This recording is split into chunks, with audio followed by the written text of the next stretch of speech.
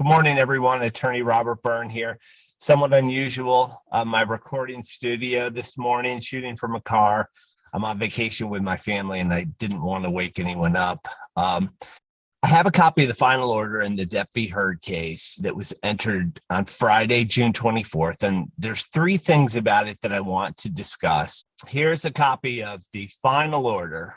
You can see John C. Depp versus Amber Laura Heard. And it says judgment order.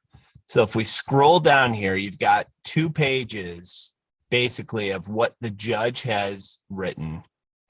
And the most important thing to understand about this and to see is where it says this order is final. And it's in all caps there because it's super important under Virginia law. It's important because a final order is essentially the jumping off point. It ends the case in the trial court and it starts the timeline for the appellate process. Now, with this order, there's 2 separate time periods that start. The first is that the trial judge has 21 days to make any changes to this final order. So if either Heard or Depp have changes that they want to make, if they think that they can somehow convince the judge to do something else, they've got 21 days in which to do it. Having watched this judge in action, she seems to be a confident jurist. I don't think that she's going to be doing anything else. I think this is the final order. There may be additional briefing or motions that are filed. It sounds like Heard's team is going to do that. The judge can just enter orders after this fact that are basically incorporated by this order, but that's going to happen in the next 21 days. And I don't think that there's going to be anything major that's going to happen in the trial court level from this point on. The second timing issue that comes up is there is now 30 days in which the parties can file what's called a notice of appeal. Either side that wants to file an appeal can do so, but they have to file a notice of appeal, each one of them. Counting the 30 days can be a little bit confusing. So day 1 is not on June 24th, it's actually on June 25th. Now you count 30 days, you'll see that the 30th day is July 24th, which is a Sunday. The courts are closed on Sundays, just like they're closed on holidays. So Virginia law says that if the last day for taking an action falls on a weekend or a holiday, then the deadline is pushed to the next day that is not a weekend or holiday. So that's going to be Monday, July 25th. But as of right now, neither party has filed a notice of appeal.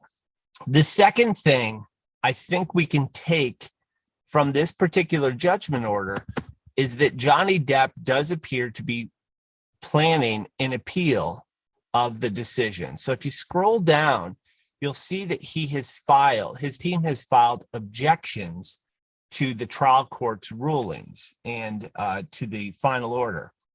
The first one here is that he said the court's legal finding, an issue that he's claiming is an error, is the court's legal finding that Ms. Heard could prove actual malice by relying on the mens rea of either Mr. Depp or Mr. Waldman and permitting Ms. Heard to argue the same to the jury in closing.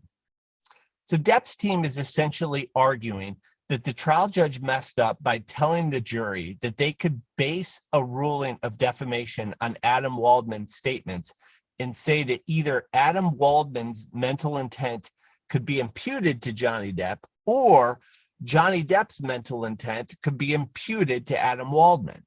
So there's this whole notion that anytime you're looking at this type of a legal action for, say, defamation, there's both an action that occurs, which are the words, but it has to be accompanied by a mental intent, which here is actual malice. I did a video on that and what that means.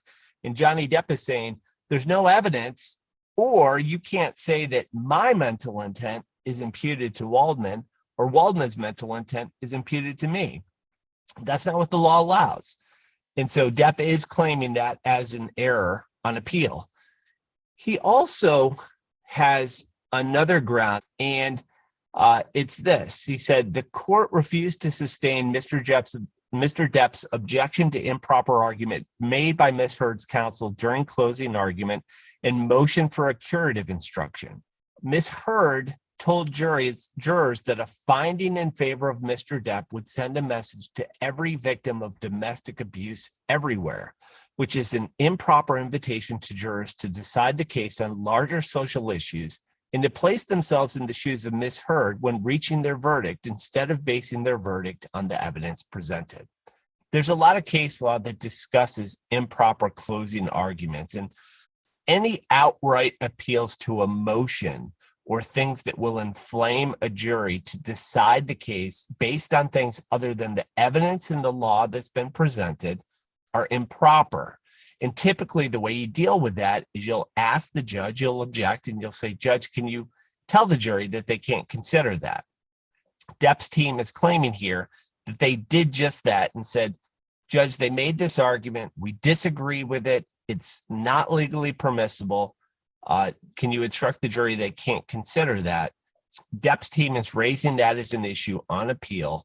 The third thing to notice about this order is that it doesn't say anything about what the appeal bond is for Amber Heard.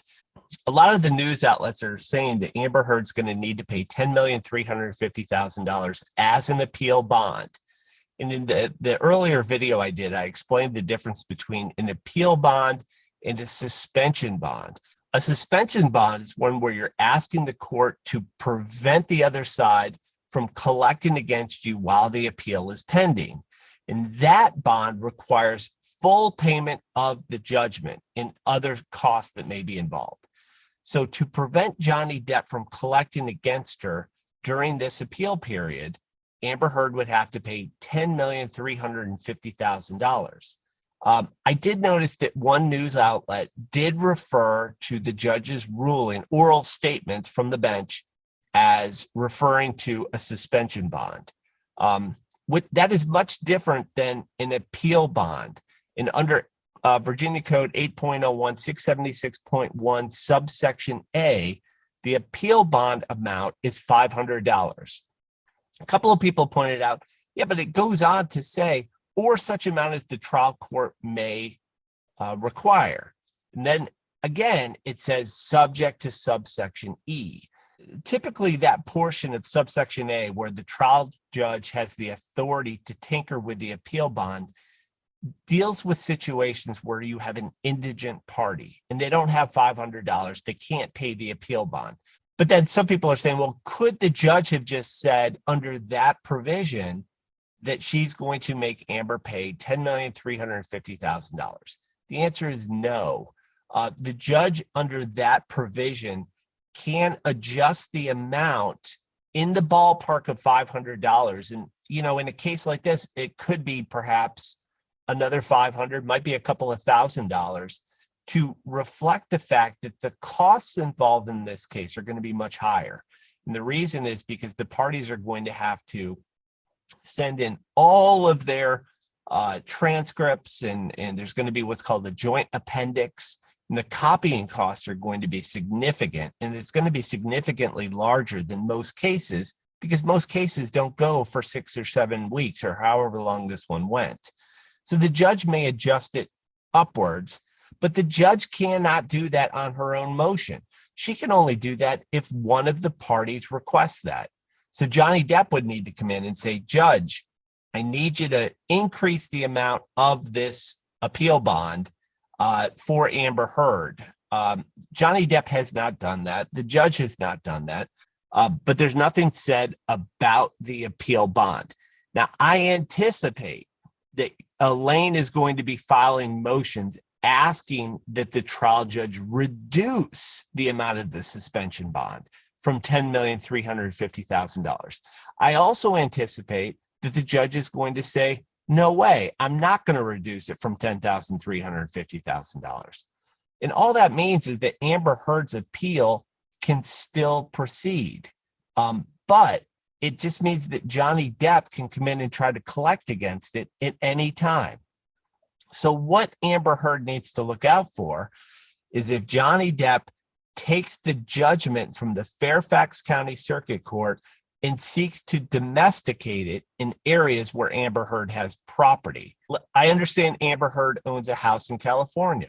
So if Johnny Depp has his attorneys take the Virginia judgment and they docket it in the land records and in the property records in California, that's a pretty good sign that Amber Heard needs to be concerned that Johnny Depp is going to seek to take assets from her, including any property she may own in those jurisdictions where he's docketing the judgment. So I hope this answers some questions about the final order, about the appellate process, about where things are going from here. And hope it clears up some misconceptions. And let me know if you have any questions or comments. And please give me a like and subscribe if you haven't already. Thanks so much and take care.